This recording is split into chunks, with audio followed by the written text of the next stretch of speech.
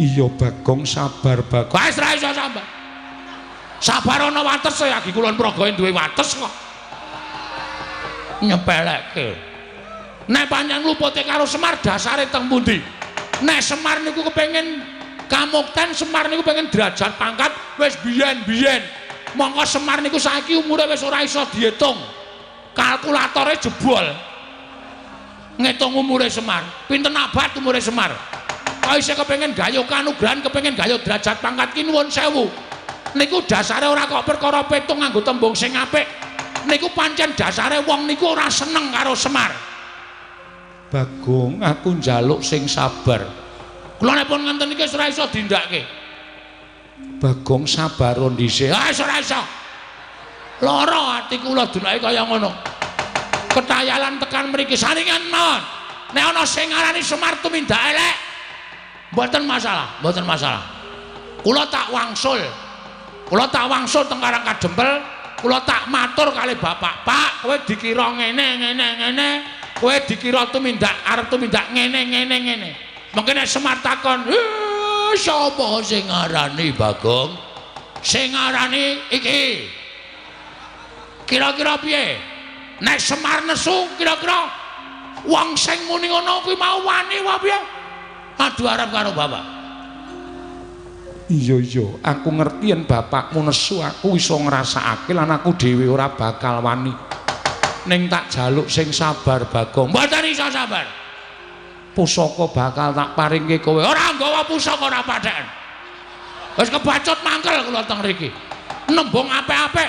Kula niku le ajeng matur sinuwun Prabu Darma Kusuma. Wiwit dikongkon bapak 3 dina kepungkur kula sinau basa Jawa. Men aja ketrikel-trikel omongan kula kok barang tekan iki ana sawe sing alambene sampe nae dhewe. Bagong kuwi Nalendra ora urusan. Bagong sing sabar. Aja kaya ngono, kowe sing sabar kowe wong tuwa. Wong tuwa ngapa? Kok aku ora trima. Wis ngonten mawon saniki lereke. Saniki garis besare ngaten mawon. Sinuwun purun maringke syarat 3 niku mboten. Apa? 1 semen 3 sak. Aku ki jan mapikir aku malah bangun toilet terus. Tumbak karo welang, payung tunggul naga, pustaka jamus miang Jimatreya ajeng mangpareke mboten. Nek sampean maringke matur nuwun tegese sampean sing kelingan karo labuhane Bapak Semar. Nek sampean ora maringke gugu omongane wong sing ngandhake Semar kedunungan wadak mboten apa-apa, mboten apa-apa. Ning ampun ngluputke kula nek bapak ninggal Pandhawa. Ampun ngluputke kula. Pandhawa iso kaya ngene iki merga sapa? Pandhawa cilik dileliting mlebu ngalas ditutke. Mlebu guwa ditutke karo bapak dijak prihatin. Tundhone saniki Pandhawa ngunduh wae ing pakarti iso mukti ngawibawa. Bapak ya tetep dadi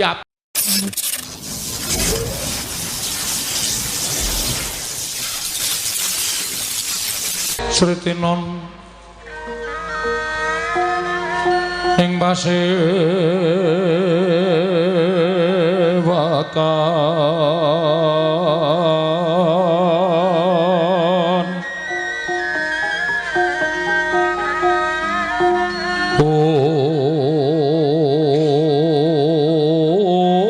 busana maneka warna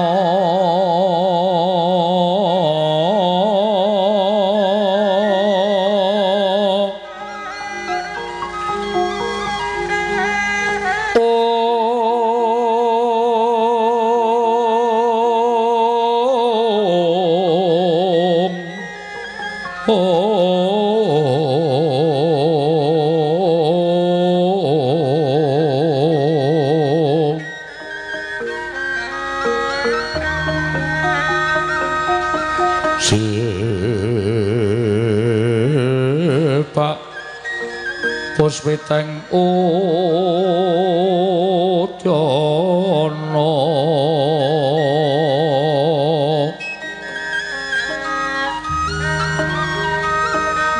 miang panjrah sarwa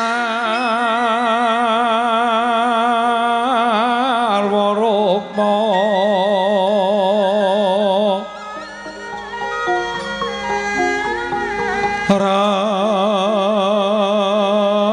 ranggeng manik nara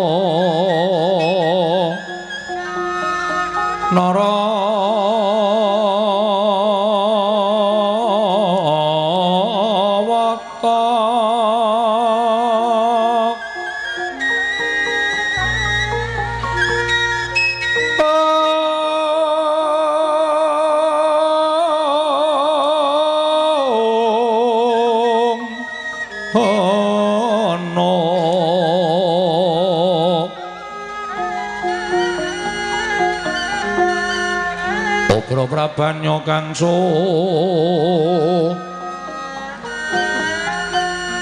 mirat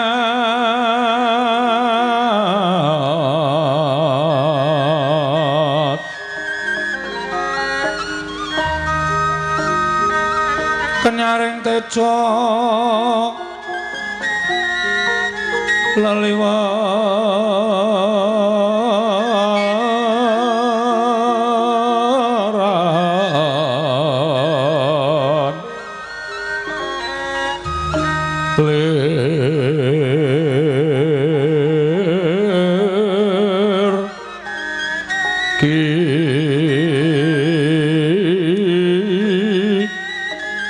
sisiring adit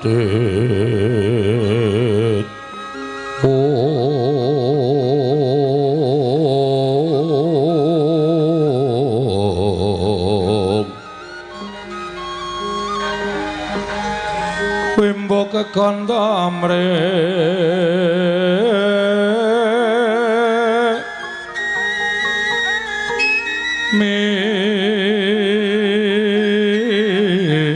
ingin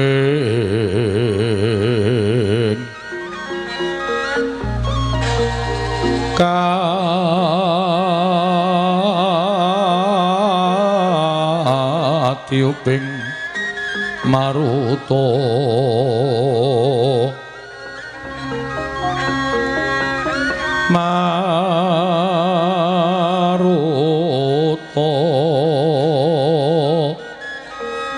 mando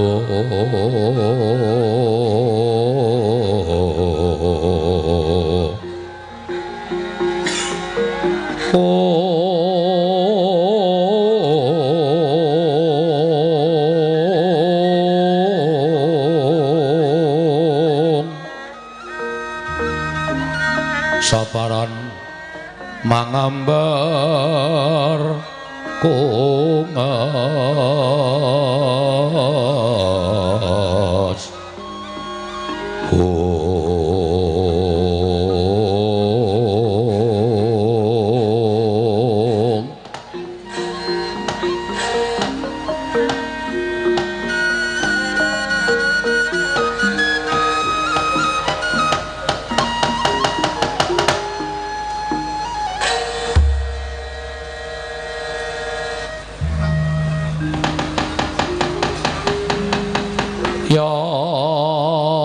Tori sedeng sinewa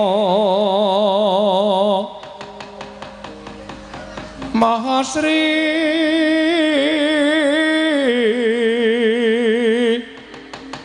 Sang Dharma Jaka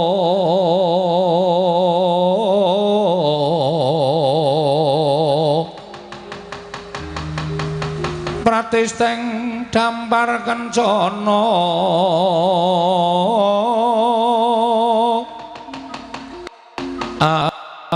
Sri Rengga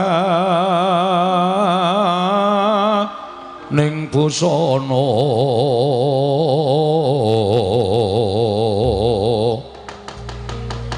kinontrang kontrang Mas Retno Yayah Wang Bathara Dharma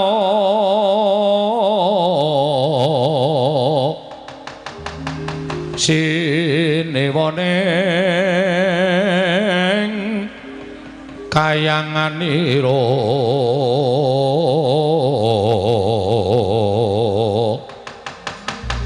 Yalona Lindra medhar sabda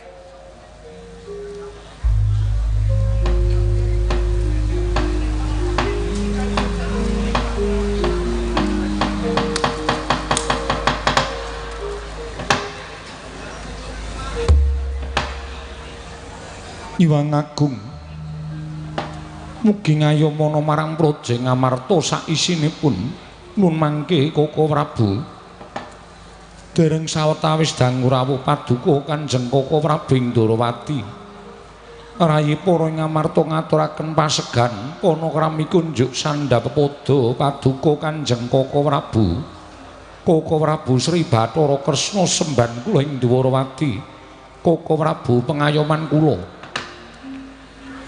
ya jagat pangestungkara wayah putra jagat nggih Yayi sakalangkung bombong raos sing manahipun ing ngraka ing Ndrawati dupi kula tampi timbalanipun kadang kula Yayi Prabu Darma Kusuma asung paseganipun madya Yayi sampun kula tampi karya bombong birawaning manahipun ing ngraka namung keparenga kula ingkang ngraka ing Ndrawati ngaturaken pudya astutinipun ing ngraka kunjung sapadya Yayi Prabu Darma Kusuma Yayi Prabu Punta kula pundi Cundaka Panglingga Murda amawahana kabagyaning gesang kula Koko Prabu mboten langkung kasekecakna anggen jengandika lenggah wonten ing Datraya Praja Ngamarta dinten sak mangke menika Koko Prabu Ndrawati kawula nok-nok nggih Yayi sampun mboten kirang prayogi pisawanipun ing ngraka Ndrawati wonten Praja Ngamarta dinten sak mangke menika Yayi Prabu Punta kadang kula ing Ngamarta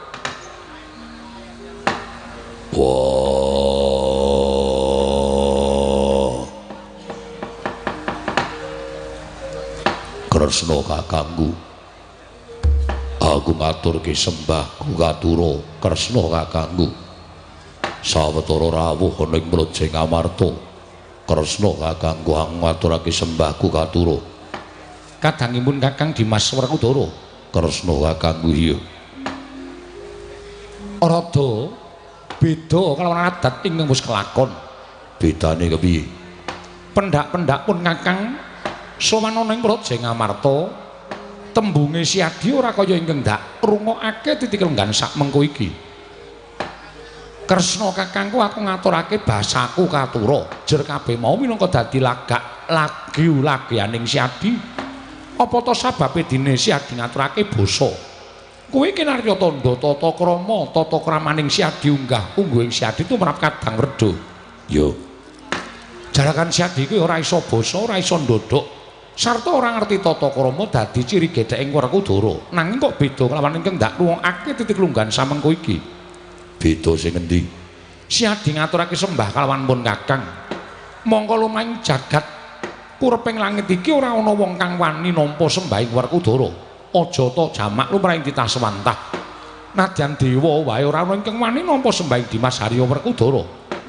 lah kok kadingaren temen siadi ngaturke sembah kalawan pun Kakang mengko sawise pun Kakang nampa sembahing siadi gek ana apa-apa ingkang bakal tumanduk kalawan pun Kakang mula sing gedhe pangapuramu sembahmu ora tak tampa Kresna kakangku Werkudara piye kena ngapa ora nampa sembahe Werkudara apa aku nandhang luput apa aku nandhang salah tumraping Ratu Ndrawati yen pancen aku kleru yen pancen aku luput marga tuduhna luputku menyang endi aja kaduk ati kajron menampa apa siadi ora mirengake sabdaning pun Kakang pangandikaning pun Kakang yen to siadi kuwi langka ngaturake sembah kalawan sapa wae kejaba mung Sang Ruci Bathara ya Sang Dewa Ruci mula gandeng pun Kakang kuwi jering titah lumrah mengko yen pun Kakang wani nampa sembahing Werkudara ndak ana apa-apa sing tak sandang mula sembahmu ora tak tampa ning pangestuning pun Kakang tampan ana ora sudi aku nampa pangestumu lho apa sababe dene kaya mengkono ya merga kowe ora nampa sembahe Werkudara. Wong tuwa ingkang ora nampa sembahe Werkudara utawa wong tuwa ingkang ora nampa sembahe bocah nom tangeh pangestune wong tuwa Dayanana karo uripe sing taruna. Mula gandeng ora nampa sembahe Werkudara, mula pangestumu ya ora tak tampa. Aku ya ora sudi nampa pangestumu. Lho, kok ngono dinembune adil? Adile nggo nendi? Ora usah dadak tak baleni. Kowe ora nampa sembahe Werkudara, pangestumu ya ora bakal tak tampa. Lah dalah jagat Dewa Bathara. Ya jagat Pangestungkara. Ya wis saiki ngono wae. Tinimbang iki mengko dadi regejegan ingkang ora prayoga, sembahing Werkudara tak tampa nadyan rada tidha-tidha penggalipun Kakang tegese ora tulus pun Kakang nggone nampa sembahing Siadi. Merga pun Kakang isih wedi yen ta napa ing tumanduk lawan pun Kakang ning sembahmu tak tampa kanthi rasa kepeksa. Pangestunipun Kakang Tampanana. Wenehna kono apa-apa tak jupuke. Werkudara ana paran. Kenapa kok dadi tembungmu kaya ngono? Ya, merga kowe ora lahir batin nampa sembahe Werkudara. Pangestumu tak tampani ya apik, ora ya ora apa-apa. Mula jeneng wis adil. Yalah dalah. Jagat paisane Bathara wae tur jagat. Sena Kresna kakangku piye? Iki lho. Senengipun Kakang ana kene iki nadyan Siadi iki agal gruwal-gruwal. Siadi kuwi wong dosa, wong kau, wong mlaha apa anane. Nanging tinemune ngerawit kaya jaroting asem penggaling Siadi tulus lahir lan batin.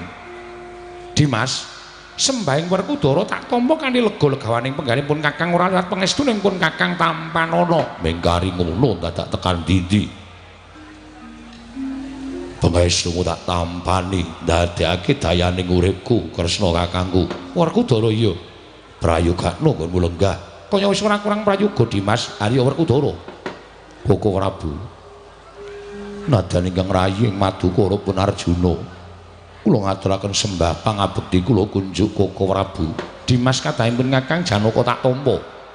Ora liwat pangestunipun Kakang Tampanana. Kula pun dinggo jimat paripe Dayanana ing kasantosan. Koko Prabu kula ngaturaken sembah pangabekti kula kunjuk. Koko Prabu, kula ngaturaken sembah pangabekti kula kunjuk. Iya ya kembar tak tampa. Ora liwat pangestunipun Kakang Tampanana kembar. Niki kula pun dinggo jimat. Niki kula pun dinggo jimat paripe Dayanana ing kasantosan. Mugi kasekecakno anggen jengandika lenggah. Iya ya kembar kaya wis ora kurang prayoga praptanipun Kakang Dwarawati. Koko Prabu. Saestu adamel gugup gagap guragapan raos sing manahipun ingkang rayi ngamarta krana rawuh paduka ingkang boten cecala ingkang saderengipun duka Prabu jimat semban kula menawi alit utusan gandhek sak kembaran agengipun utusan Nayaka ing Dwarawati bilih riki lenggan menika paduka badhe kepareng tedhak wonten ing praja Ngamarta saestu kula nedya ngrakit arata manik obra ing linangsing Jong Banunji kinarya metuk paduka Kanjeng Koko Prabu saha nyawisaken Hermawar kinarya mijiki ampian paduka Kanjeng Koko Prabu ing Dwarawati kacena tandha bektinipun kadang taruna tumraping kadang werda Koko Prabu Dwarawati. Yayi kula wonten timbalaning ngadawu nuwun sewu nadyan kathah-kathah pangendhanipun Nyai Prabu Darmaji anging kula nuwun sewu pangandika paduka menika mboten jumbuh kalana lampahan ingkang kelampah. Liripun paduka paring dawuh mekaten inggih. Mestinipun kula mboten badhe atur nawala miwah utusan Nayaka ing Dwarawati supados cecala bilih kalenggan menika ingkang raka badhe keparang sowan wonten negari Ngamarta. Sabab sowanipun ing raka ing Dwarawati titi kelenggan sak mangke menika anuruti surasaning nawala ingkang sampun kula tampi. Kula nuwun sewu sawanipun ing ora ing Dwarawati menika ingkang sepisan tuwi dhateng kawijenganipun kadang kula para Pandhawa dene dungkap angka kalih semunipun radi kaget raosing manahipun ing ora ing Dwarawati krana menapa Yayi sareng kula waspaosaken paduka Yayi kepareng lenggah wonten ing praja Ngamarta madyaning Datulaya tumuli saking Jawi katingal rengu pasuryanipun paduka Yayi Prabu ewa dene sareng ing ora ing Dwarawati kepareng sowan wonten raos bombong saklebeting penggalih menika katandha bilih penggalih paduka nedeng wonten perkawis ingkang ginebeng milih saking menika Yayi Sawanipun Raka Indrawati tumunten kula cumadong dawuh menggah menapa ta wigatosipun dene Paduka Yayi Prabu kepareng lenggah siniwaka namung kemawon katingal rengu pasuryan Paduka Yayi Prabu. Yayi tumuli kababarana ingkang Raka Indrawati nedya ngangunaken jangga nilengaken karna mastuti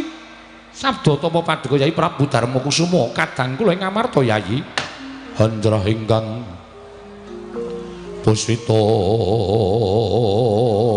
rum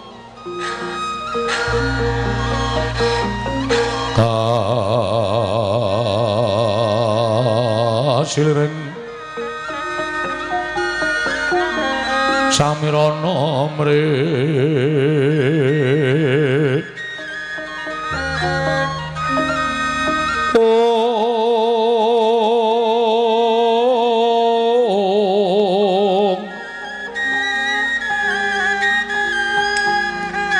sekar kadung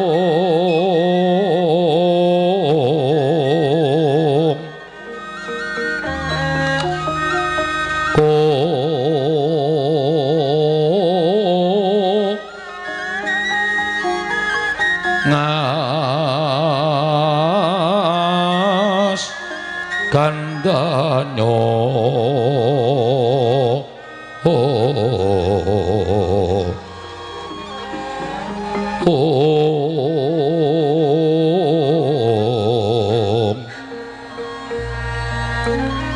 maweh raras tresnaning griya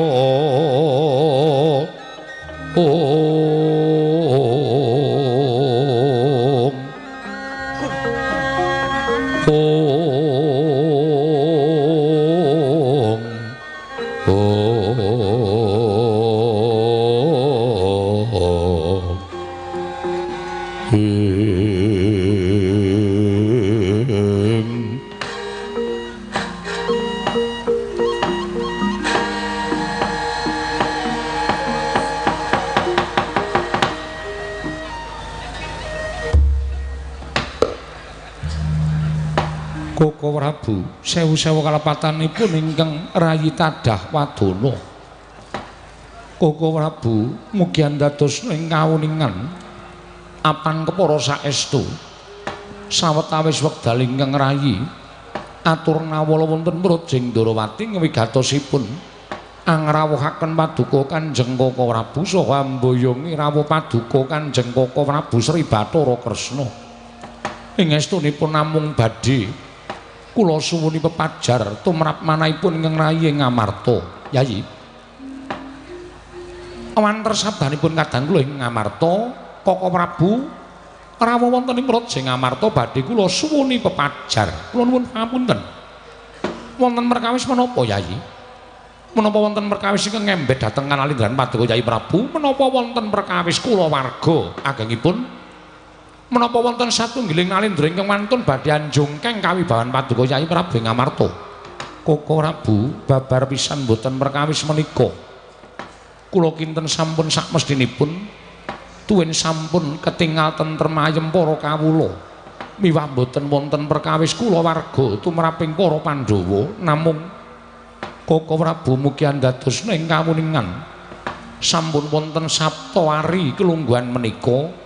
Manah kula mboten jenak manahipun ingkang rayi Ngamarta mboten ketingal ayem tuwin tentrem krana kabebeda dhateng lelampan pasumpenan ingkang sampun kula lampahi. Koko Prabu nuwun sewu Yayi, panjenengan menika Nalindra mongko ratu menika wong kang sinampiran pakaryan nyekel kendho kencenging pernatan amis baji ning negara menika wonten pundhaking Nalindra.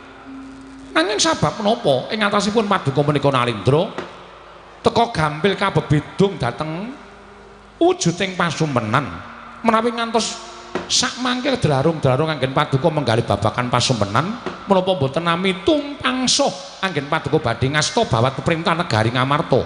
Mila ingkang saking menika kula nyuwun pepajar supados sak mangke kula pana babakan lelampan ingkang sampun kula lampahi medal margining pasumpenan. Koko Prabu mugi andadosna ing kawuningan Mboten kanthi kanyana-nyana nalika semanten ingkang rayi nembe jejagongan kelawan Kakang Semar Badranaya wonten anggenipun alampah jejagongan menika kala wau wonten sak nginggiling baita mboten kanthi kanyana-nyana toyaning bengawan satemah bena akarya jomplang punang palwa Koko Prabu Kakang Semar Kendhang kapracundhang sareng kaliyan ingkang rayi Ngamarta namung kemawon wonten kalekaning jagat gaweaning para dewa ingkang rayi saged uwal saking bebaya wondene Kakang Semar musna tanpa lare guragapan raos sing manahipun ingkang rayi Ngamarta tumunten boten dangu anggen kula pungun-pungun wonten saklebeting pasumpenan Koko Prabu sanget elok katingal wonten wewayanganipun Kyai Semar Badranaya ingkang mangku Sanghyang Candra katingal gumebyar pasuryanipun Kakang Semar Koko Prabu lelampan mekaten menika kala wau satemah dadosaken bingung raos sing manahipun ing rayi Ngamarta menawi kepareng paduka medharaken menggah menapa ta werdinipun menika kala wau Koko Prabu jagat wasisaning Bathara Wayapura jagat Yayi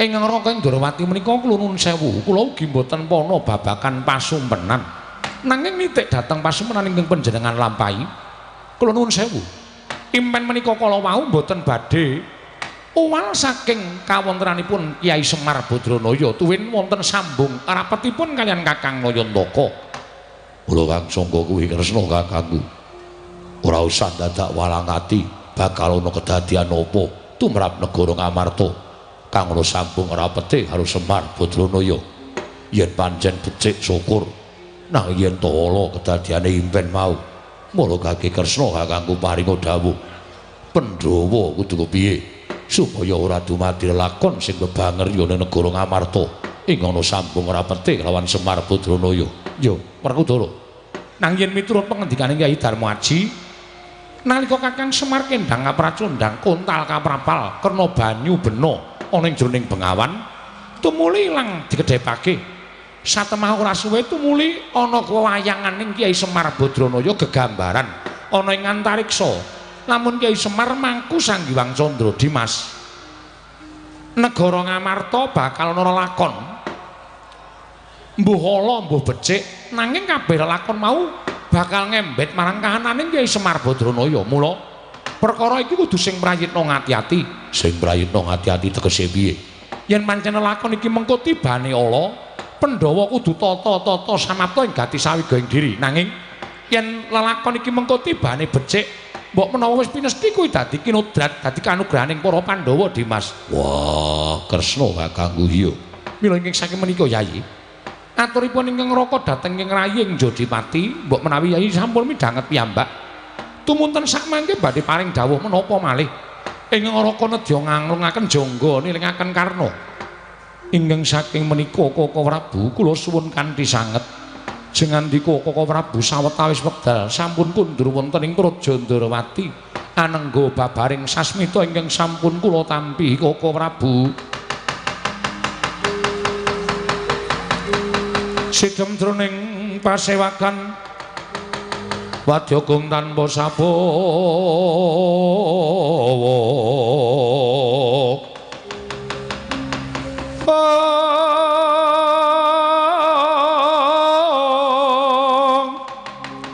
kapraban dening Sang Nalendra Tama mangu-mangu mangonengi lerwu sing duka cita berbudi mandana raras ing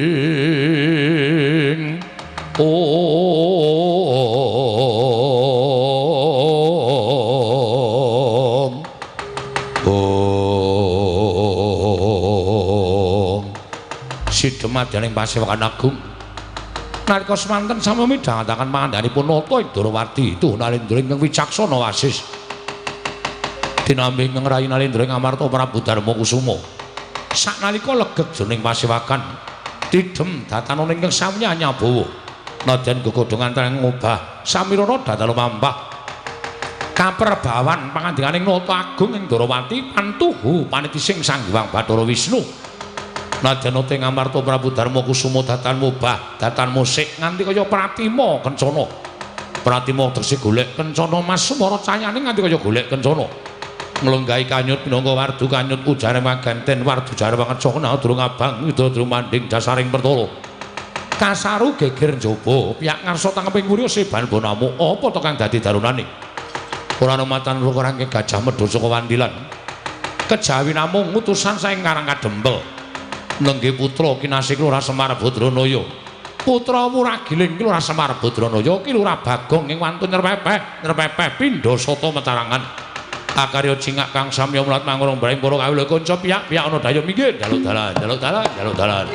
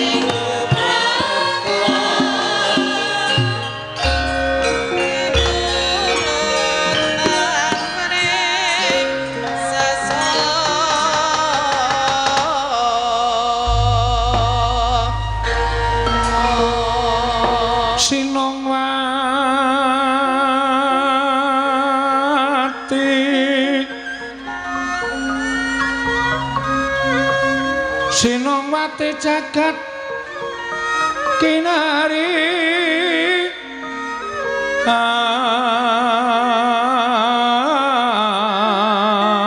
among mbak lumembak ombak ing samudra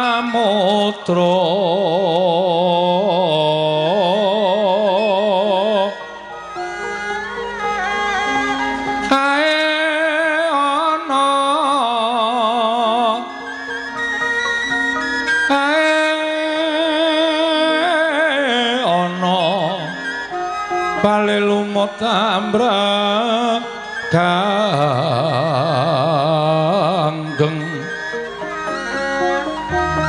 awita denceng-dencengan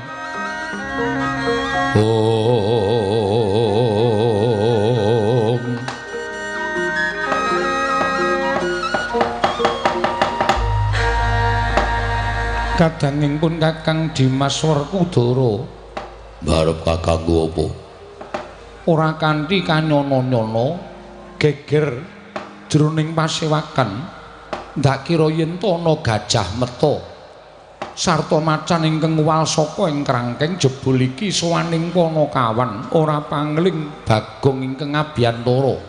Wah cah degleng Bagong arep apa sowan ning Praja Ngamarta. Wah mula kaki timbalono barep kakangku yen Bagong Darbe Panjaluk turutana jer kuwi minangka dadi Panakawanku lan Panakawaning Pandhawa. Aja nganti mirang-mirangke dagi timbalono ngopo Bagong sowan. Iya Dimas prayogakmu anggone Siadi Lenggah. Yo wis ora kurang kepenak. Pun Kakang dangu kelawan Bagong Mangsa Baronga Purbawasih tak pasrahke marang barep kakangku. Panakawan Bagong padha kanthi raharja sak praptamu Panakawan. Nun amit pasang Kalimantabe tinebena ing iladune dumawahing tawang towang sinuwun linepatna ing tulak manuk menawi wonten lepat anggen kula munjatur ngersa paduka Gusti kula ingkang sinuwun diagung pangaksami kepareng ngaturaken sembah sumungkeming pangabekti kula kunjo nggih sinuwun. Iya Bagong ndak tampa pangestuku tampanana Matur sembah nuwun. Niki Ngamarta kok larone akeh banget to sinuwun. Iya Bagong. Niki nek tenggen kula wis tak plastiki, ceplokke ndok enak banget iki. Panakawan Bagong padha raharja sak praptamu. Wah ngandera mlebu cangkem. Pangestunipun sinuwun Ndarawati wilujeng bekti kula kunjung nggih sinuwun. Iya Bagong tak tampa pangestuku tampanana Bagong. Kula pundhe nggo jimat paripun dayana ingkang santos. Ora sasok nirokke swaraning ratu. Nggih. Akarang kula niku nek krungu pangendikaning Ndara-ndara Pandhawa niku ati kula niku seneng. Sinuwun Puntadewa niku nek ngendika luro, alus, lembah manah, andhapasor. Ndara Werkudara nek ngendika ngopo Bagong? Sik mataku samberan. Ndara Werkudara nek ngendika gedhe gandem. Gandem arem so sistem. Ndara Janaka nek ngendika ya alus, mongko ya wah ora apik kabeh pokoke nyenengake. Iya Bagong. Nggih. Bagong. Nah, mak jelep nang ati. Mak jelep nang ati. Padha kanthi raharja sak praptamu. Pangestunipun Ndara Werkudara wilujeng niring Sambikala. Bekti kula kunjung nggih, Den. Iya. Iki ngopo ngeplaki sirahe dhewe? Kencokane. Risih. Nek le jijik niku mboten wong laron niku kewan ora jijiki, ming risi. Lah iya. Sampeyan nek risi mesti ya obah-obah to. Iya Bagong. Nggih kandhani. Prayogakno nggonmu lungguh. Sampun mboten kirang prayogi, Ndara. Panakawan Bagong padha raharja sak praptamu. Ndara Janaka wilujeng bekti kula kunjung. Iya Bagong ndak tampa pangestuku tampanana. Panakawan Bagong padha raharja sak praptamu. Panakawan Bagong padha raharja sak praptamu. Ndara kembar wilujeng bekti kula kunjung nggih, Ndara. Iya Bagong. Pangestuku tampanana. Iya Bagong pangestuku tampanana. Kula pundhi nggo jimat paripin dayanana ing kasantosan.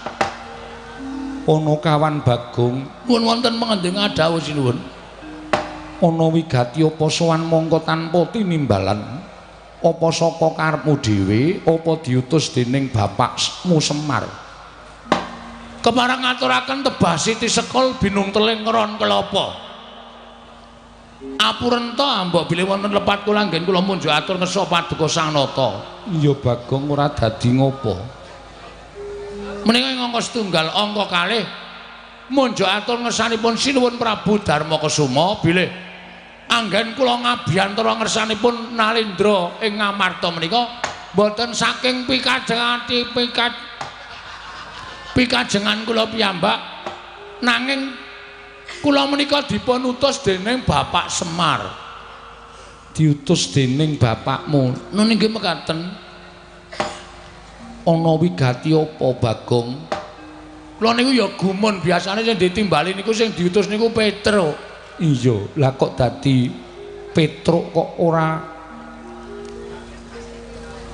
sowan diutus bapakmu kok malah kowe? Aduka kula ora ngerti. Wong Petruk diutus niku plegak-pleguk ya gelem ya ora. Terus kula sing ngentrengaken awak kula diutus bapak sowan wonten negari Ngamarta. Iya ora dadi ngopo jan-jane ya padha wae. Jan-jane Dik. Iki edan tenan kok. Anggere omong kok mesti sakarepe dhewe. Niki merambat mengirung niki. Niki marai wahing lho niki. Niki lho.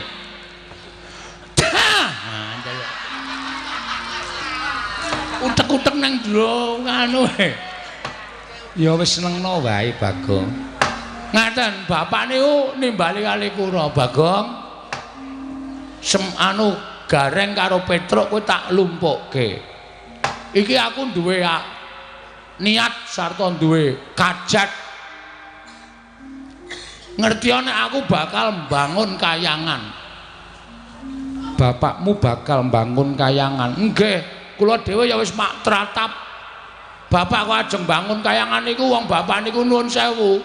Pawone we ambruk ra dibenakke kok. Ajeng bangun kayangan mongko ngundang anak-anake. Ha niki kula wis tratapan mergo anak-anake mesti jaluki serkiler. Ning jebule mboten. Bapak maksude piye arep bangun kayangan ki maksude piye, Pak? Mergo kayangan sing arep tak piye to iki kok ana terus iki. Mergo sing arep tak bangun ki dudu kok lho iki lho iki.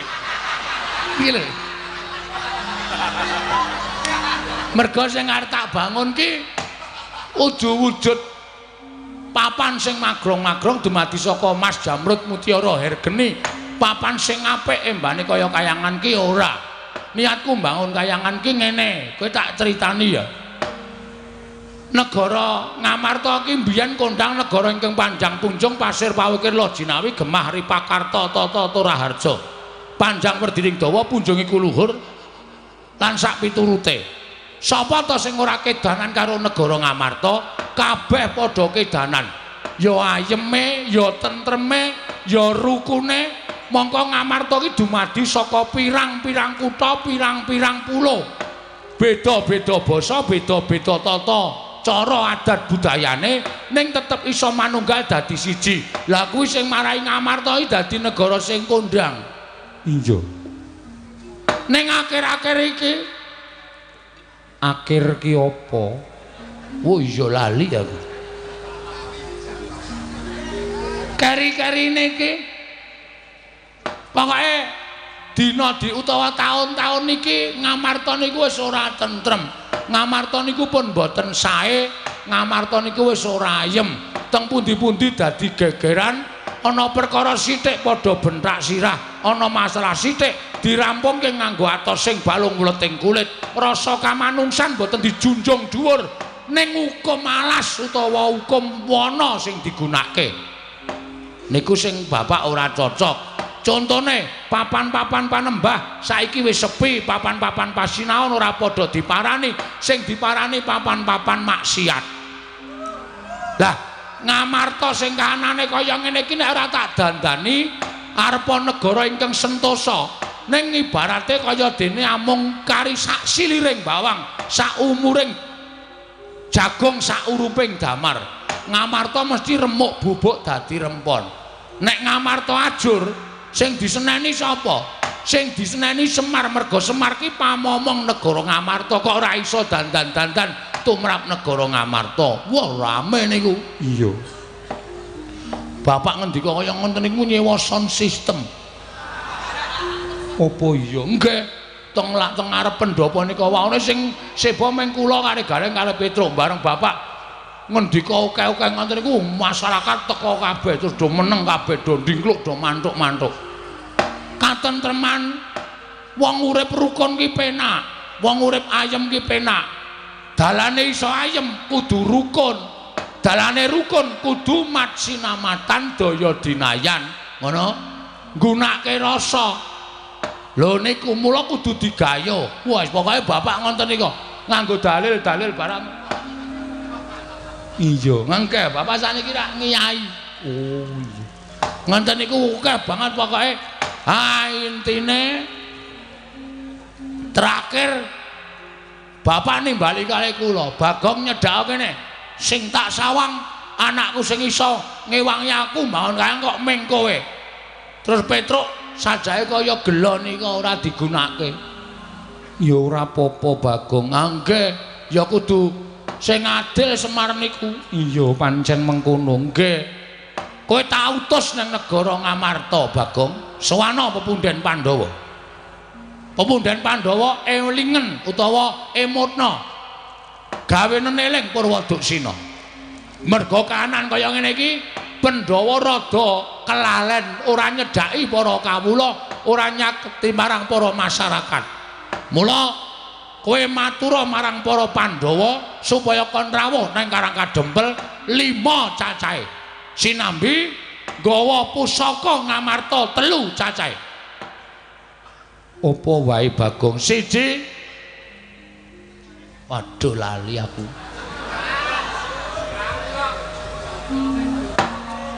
Tumbak Kiai Pleret.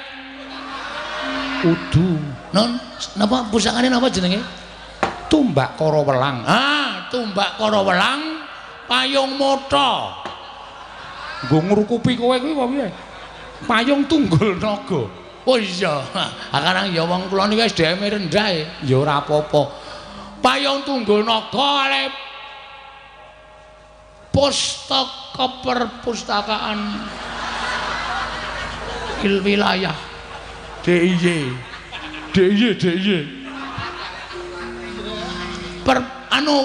Pustaka Jamus. Nah, pustaka Jamrut Jamus kelima sada. 3 niku kudu diasta para Pandhawa. Lah apa to sapa bababe? Dene Pandhawa kudu rawuh enten negara Ngamarta, Pandhawa arep dijak dening bapak nyaketi para kawula. Ngeten nggih sinuwun. Bapak wau ngendika ngeten. Jane kawula ora butuh dibuyuki brana picis, ora butuh diwenehi apa-apa, ora butuh dijanjeni apa-apa. Ning kawula kuwi dicedhaki karo pengarepe. Ngono.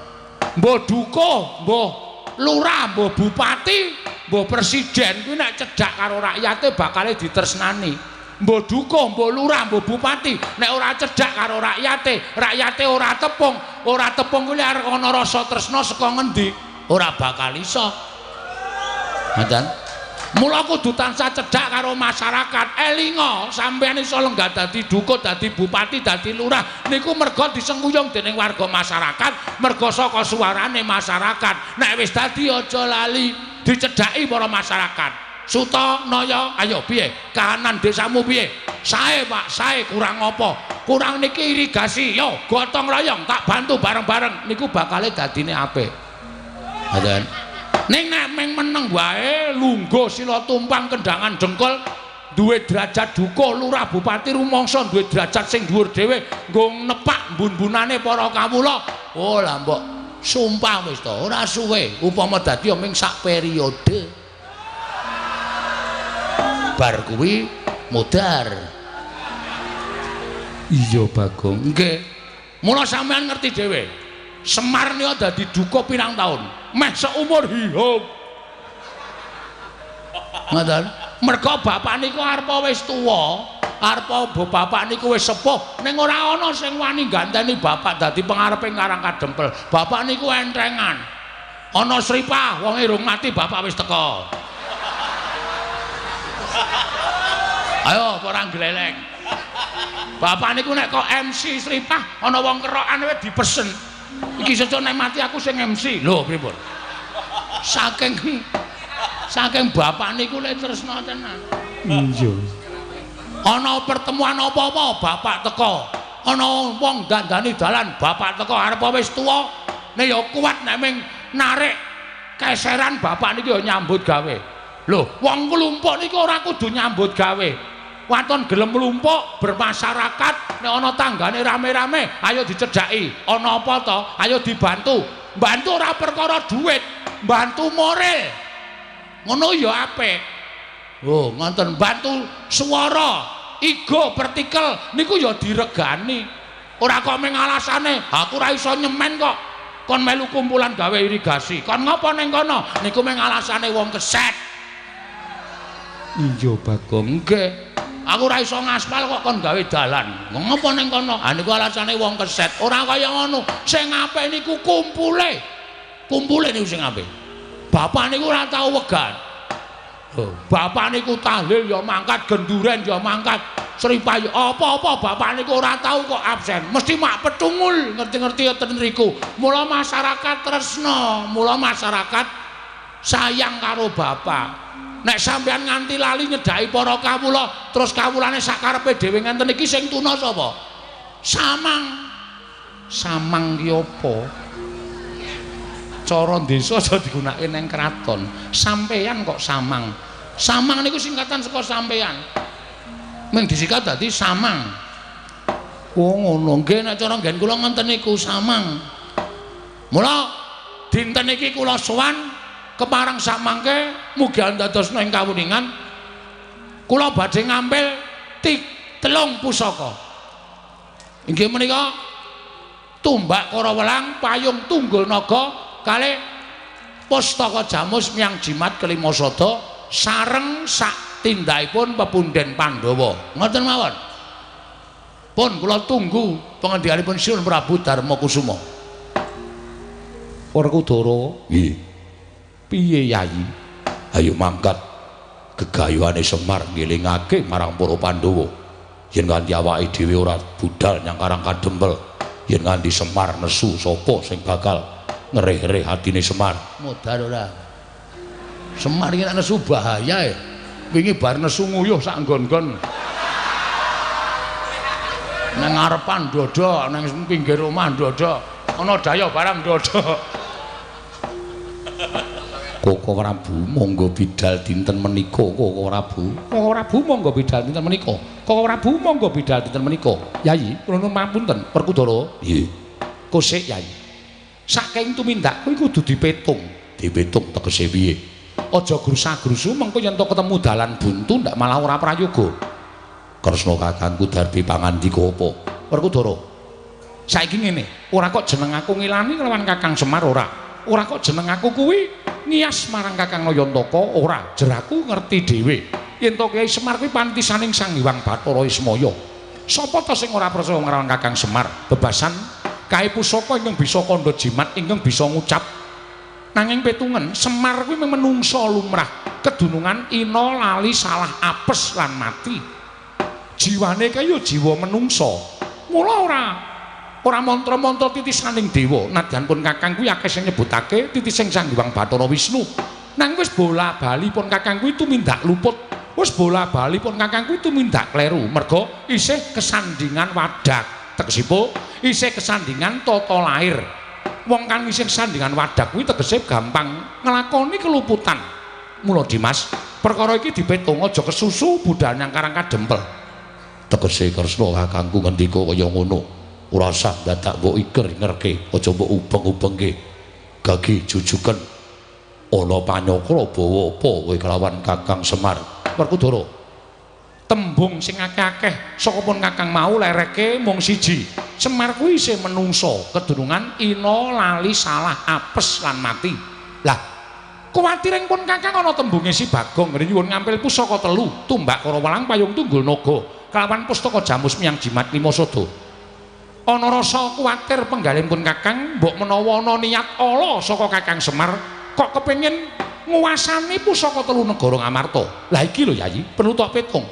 Merga dasare apa aku iso kandha kaya mengkono, Semar isih menungsa kedunungan wadak, tegese kedunungan luput. Mula perkara iki kudu dipetung, aja kesusu budal nang karang kadempel. Ning ditanjihke sik apa lahir batin Semar nggone bakal bangun kayangan, apa kabeh mau mung kinarya pawadan utawa kinarya alasaning Kyai Semar nggone duwe niat ing ora prayoga. Dene panjenengane kepengin gaya wujuding pusaka telu, Pustaka Jamus Lima Sada, Tumbak Kara Welang, Payung Tunggul Naga Werkudara. Kagiat risang kapirangu rinangkul kinempit kempit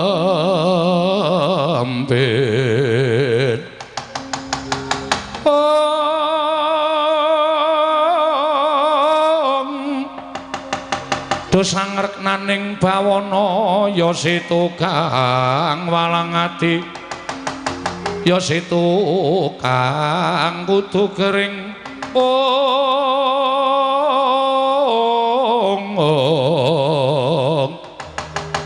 ya situ kang ana sing tias ing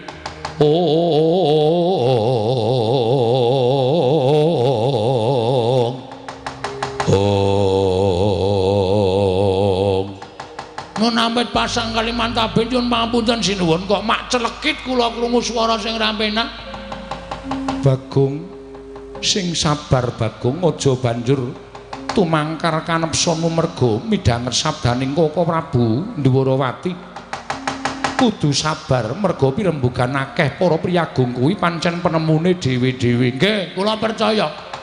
Ning ana kata-kata sing marahi ora penak. Semar ki isih kedunungan Wadak. Semar ki kedunungan Wadak, wong sing wis kedunungan Wadak kuwi kedunungan ina lali salah hapes lan mati. Terus Semar dianggep arep tumindak sing ora prayoga merga kepengin gaya wujuding Tumbak Kara Welang, Payung Tunggul Naga lan Pustaka Jamus Lima Sada. Nuwun sewu napa atur kula nika dereng cetha. Pustaka Jamus Lima Sada, Tumbak Kara Welang menika estunipun namung kinarya syarat. Syarat. Mohon yang belum mendengarkan kinarya syarat. Dadi kula Semar niku ora kepengin gaya Pustaka Jamus Lima Sada. Semar niku gunane napa to kepengin pusaka? Arga ngapa? Wong Semar niku wonge seneng tentrem, Semar niku wonge seneng rukun, Semar niku wonge ora seneng regejegan. Kok mbutuhke pusaka ki ajeng napa? Kula tak takon. Iya Bagong sabar Bagong. Wis ra iso sabar. Sabar ana wates ya iki kula pragae duwe wates kok. Nyepelekke.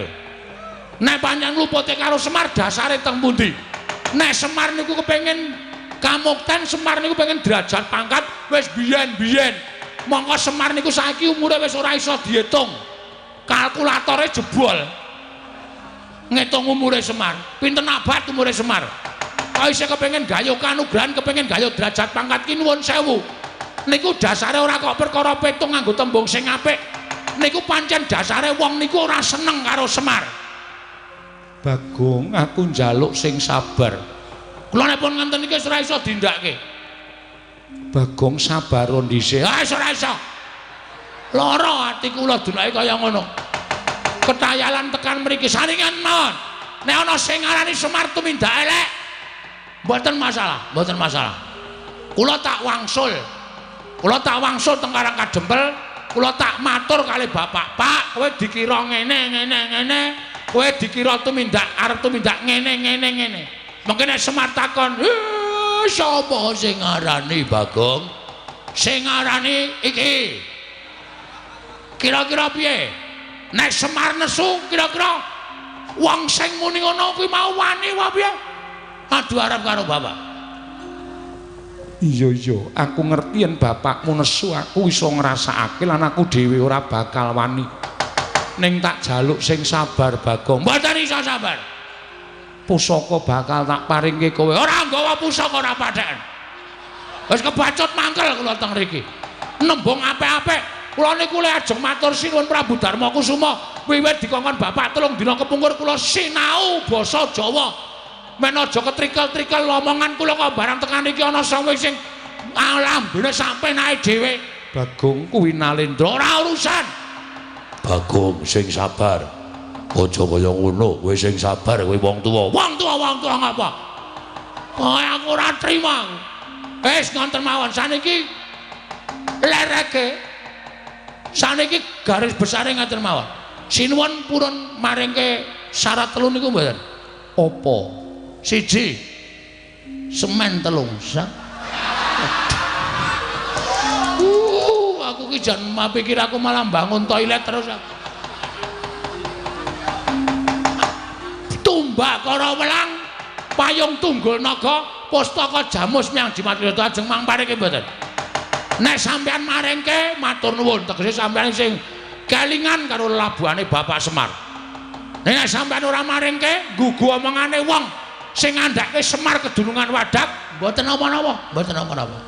Ning ampun ngluputke kula nek Bapak ninggal Pandhawa. Ampun ngluputke kula. Pandhawa iso kaya ngene iki merga sapa?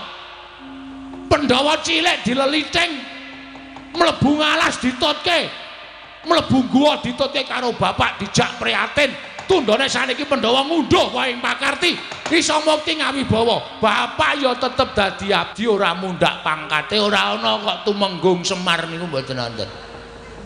Niku ikhlas bapak nglakoni lelakon kaya ngoten niku ikhlas Ndara.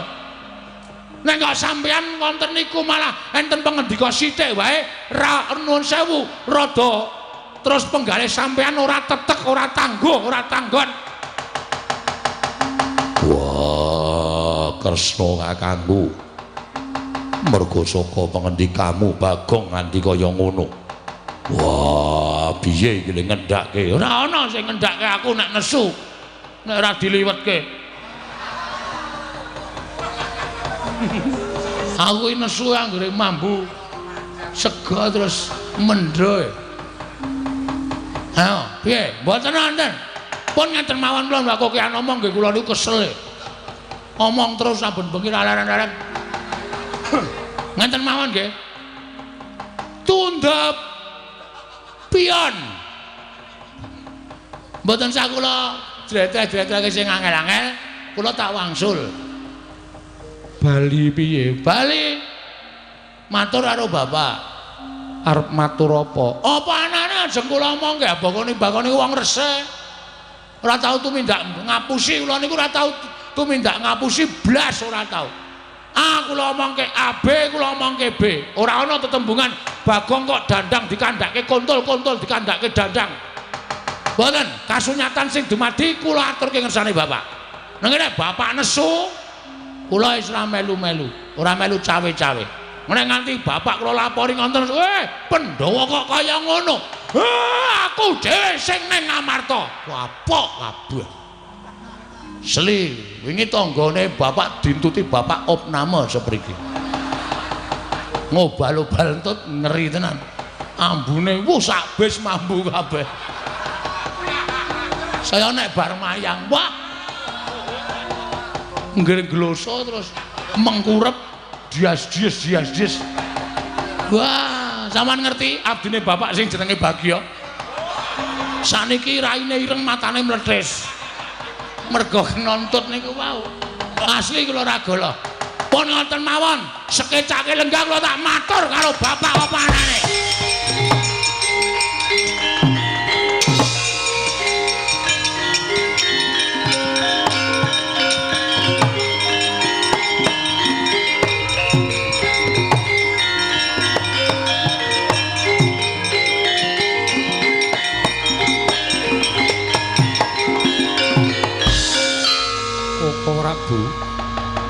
Kados pundi lampahan menika menawi ngantos Bagong sak mangke matur kalian pun Kakang Semar. Kula nuwun sewu mboten badhe kula tutup-tutupi nadyan Kakang Semar menika derajate ngaceplik. Nanging bloko soto blak kotang terus terang. Menawi ngantos Kakang Semar murina kalian para Pandhawa sinten ingkang badhe ngendhakaken Kakang Semar Koko Prabu. Wah, Kresna kakangku piye kowe kudu tanggung jawab. Aja meneng wae. Wah, kowe kudu wani tanggung jawab Kresna kakangku. Arjuna kula wonten maring adhawuh. Ayo pelupun Kakang metu njaba Yai.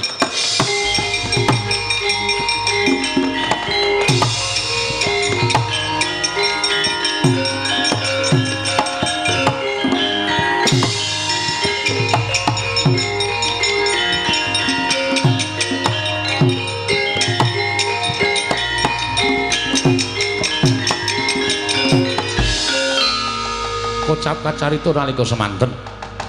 Wis medal Jawi iki Lurah Bagong sumawon ana ta ing Ndrawati. Nalika semanten dumadi kaelaning jagat gaweaning para dewa. Dupi iki Lurah Bagong medal Jawi kaya ana daya ingkang kawasa angoprak madyaning pagedhongan pusaka. Kyai Tumbak Karawelang Payung Tunggul Naga Pustaka Jamus Lima Sada katingal gegana tutwuntat tindake iki Lurah Bagong.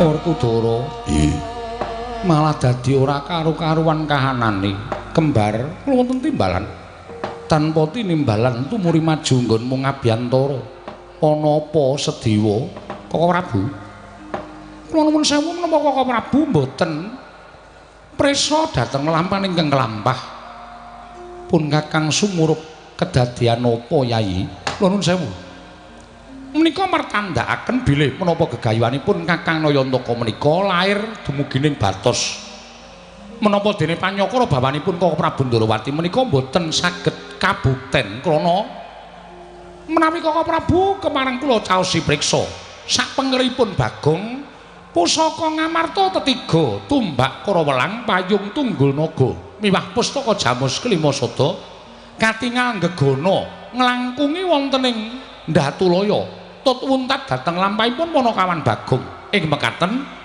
nadyan wujudipun pusaka tiga nanging kacarios pusaka menika dadosan saking para nalindra ingkang digdaya satemah salin wujud dados pusaka mila mboten aneh menawi panggrahitanipun lan prabéda kadidine jalma wantah apa mengkono Dimas inggih wah cetha yen to diarani dening Kresna mau ora kabukten lan niyate Semar lahir batin nanging pun Kakang kuwatir Koko Prabu nggone nyuwun pamit nganti kelawan Arjuna katingal pasemone kaya nandhang duka yen to nganti ana apa-apa ing tumanduk kelawan Bagong merga saka Koko Prabu Ndrawati piye Dimas aku percaya karo Panakawan Bagong nadan wong loro saudon telu saurupan mengko tak gawene cara supaya Bagong aja nganti pulasara karo Kresna kakangku gedene nganti Bagong dibondo tangane dening Kresna kakangku